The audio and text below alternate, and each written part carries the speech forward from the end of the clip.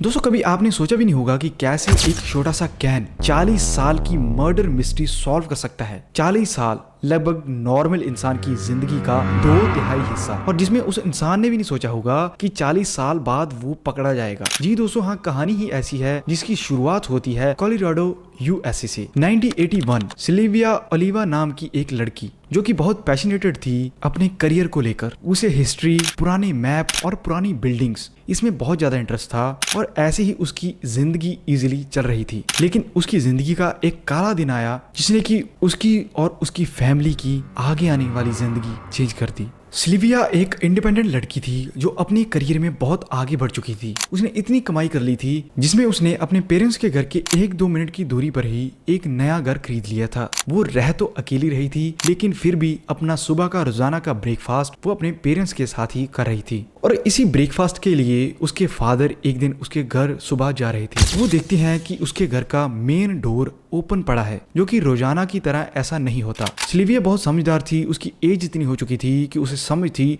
कि डोर कभी भी रात को खुला नहीं छोड़ना। और ये चीज उसके फादर अच्छी तरह जानते हैं। वो थोड़ा घबराते हैं, पॉजिटिव रहते हुए उस घर में घुसते हैं। वैसे तो नीचे सारी चीजें उन्हें नॉर्मल दिन की तरह ही लगी, लेकिन फिर एक ऐसी चीज हुई जिसके बाद सिल्विया के फादर के पैर कांपने लगे, क्योंकि सिल्विया के फादर उसे उठाने के लिए उसके रूम में पहुंचते हैं। एंट्रेंस पर पहुंचते ही वो देखते हैं कि सारा कमरा खून से लथपथ हुआ पड़ा है और बेड के नीचे फर्श पर पड़ी हुई है सिल्विया की डेड बॉडी, जिसकी चेस्ट के ऊपर बहुत सारे वार किए गए थे और उसकी बॉडी खून से लथपथ हुई पड़ी थी, जिसमें उसका फेस भी अच्छे से दिखाई नहीं दे रहा था और उसकी बॉडी पर एक भी कपड़ा नहीं था। ये चीज देखकर सिल्विया के फादर बहुत अंदर से डर जाते हैं और उनके साथ वो चीज होती है कि जिंदगी में कोई भी फादर नहीं चाहेगा कि उनकी बेटी बिना कपड़ों के मरी हुई ऐसे दिखाई दे। जिसके बाद वो नीचे भागते हैं, टेलीफोन से पुलिस को कॉल करने की ट्राई करते हैं, पर फिर उन्हें पता चलता है कि टेलीफोन की मेन तार ही काट दी गई। फिर वो घबराए हुए अपने घर की ओर भागते हैं और वहां से पुलिस को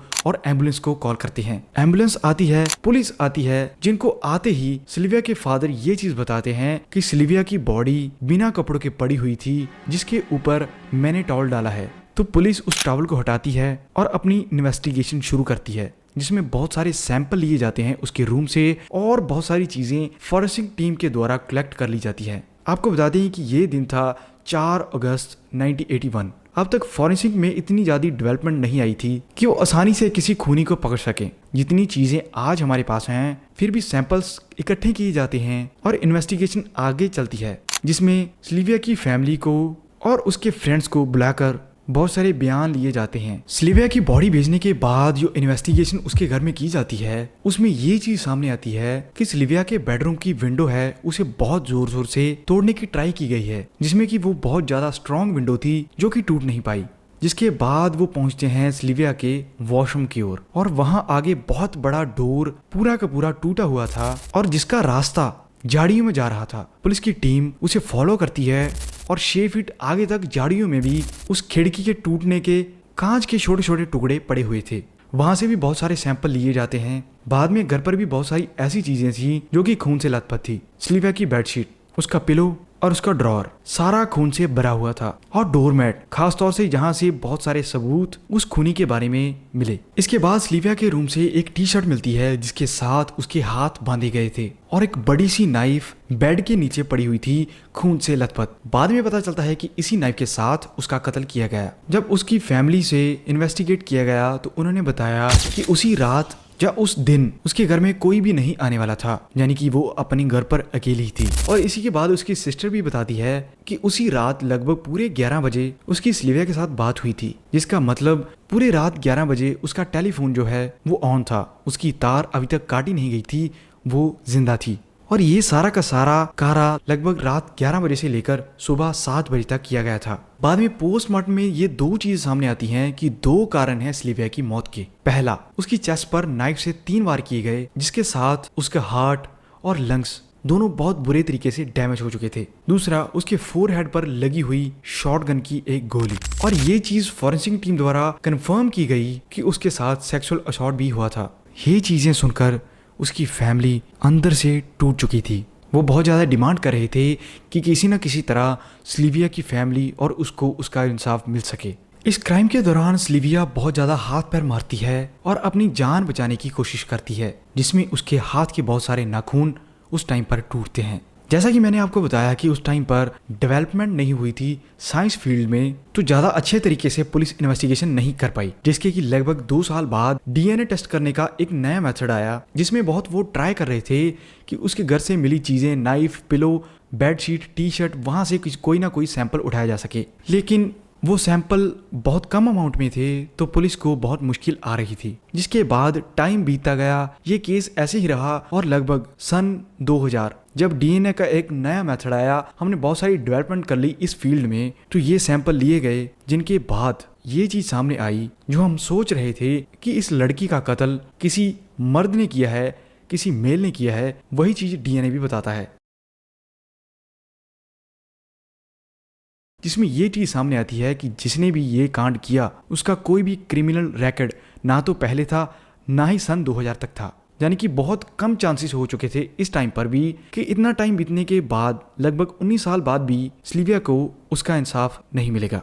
ऐसे ही टाइम बीतता गया और एक इंसान एक दिन पुलिस स्टेशन पहुंचता है और कहता है कि इस लड़की का कत्ल मैंने किया है। वो साफ साफ कबूल कर रहा था कि वही खूनी है, लेकिन पुलिस उसका डीएनए जब मैच करती है तो वो डीएनए मैच नहीं होता, जिसके बाद पता चलता है कि वो इंसान फ्री का खाना और फ्री की सिगरेट के लिए अपने आप को पुलिस के हवाले सौंप रहा था। ऐसे ही टाइम बीतता गया और इसके भी लगभग और 20 साल बाद, लगभग इस टाइम पर कत्ल हुए 40 साल हो चुके थे, तब एक नई यूएस की कंपनी सामने आती है जो डाटा कलेक्ट करके रखती है डीएनएस का। यूनाइटेड कनेक्ट नाम की इस कंपनी का जब डाटा एक फैमिली ट्री के साथ मैच होता है, तो पुलिस की एक बार फिर से आशा जागती है कि अब जाकर ये 40 साल पुराना केस सॉल्व हो जाएगा। और पुलिस को आसानी तब भी होती है जब पता चलता है कि इस फैमिली में से अब कुछ ही मेंबर बाकी बचे हैं, और जिसके बाद एक नाम सामने आता है जो इस फैमिली का मेंबर था, और उस टाइम पर इसकी उम्र थी पूरे 22 साल, और ये सिल्विया के घर से लगभग 20 किलोमीटर दूर उस टाइम पर रह रहा था।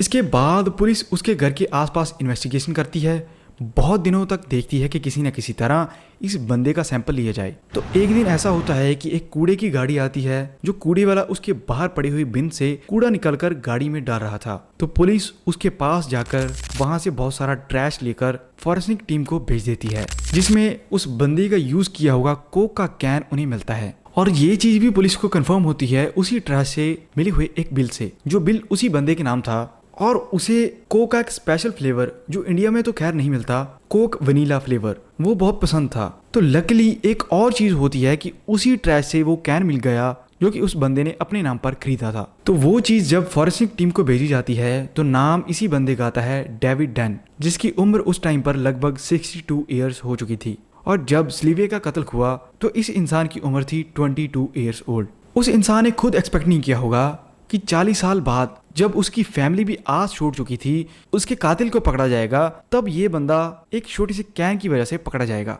इसके बाद इस कहानी में आता है एक और बड़ा सा ट्विस्ट, जिसमें डेविड नाम का ये बंदा पुलिस को बताता है कि उसका कत्ल उसने नहीं किया, बल्कि सिल्विया के बॉयफ्रेंड ने उसका कत्ल किया है, जिसके साथ सिल्विया का अक्सर ही उस टाइम पर झगड़ा होता था। वो बंदा ये बहाना भी बनाता है कि मैं उसकी फैमिली को जानता था और मैं उसके घर भी बहुत बार गया हूँ, जिसके कारण मेरे डीएनए सैंपल्स वहां से मिले हैं। लेकिन यहाँ पर पुलिस बिल्कुल कंफर्म थी कि यही बंदा कातिल है, क्योंकि सिल्विया के घर से 2 ही डीएनए मिले, एक सिल्विया के और दूसरे इस इंसान के। 40 साल बाद इस इंसान को उम्र कैद तो हो जाती है, सिल्विया को इंसाफ तो मिल जाता है, लेकिन सैडली अब तक उसके मदर, फादर और उसके बाकी फैमिली मेंबर्स की डेथ हो चुकी थी, जिसके बाद उसकी छोटी बहन सिर्फ बची थी इस इंसाफ को सुनने के लिए। पर दोस्तों, एक राज फिर भी इस कहानी में बहुत बड़ा रह गया। पुलिस के द्वारा या उस इंसान के द्वारा अभी तक ये चीज सामने नहीं आई कि उसने ऐसा किया क्यों सिल्विया के घर पर इतनी ज्यादा तोड़फोड़ की गई, और अगर सिल्विया के साथ उसने ये चीज कर ली थी तो क्यों उसने उसका लास्ट में कत्ल कर दिया। ये चीज आज भी वैसे ही पुलिस स्टेशन के पन्नों में गड़ी हुई है, जिसके बारे में कोई भी नहीं जानता। अगर आप ऐसी कहानियां सुनने के शौकीन हो तो हमारे चैनल को सब्सक्राइब जरूर से कर लेना, क्योंकि ऐसी वीडियोस आगे बहुत बड़े लेवल पे आने वाली हैं। अगर वीडियो बढ़िया लगी तो लाइक का बटन जरूर दबा लेना।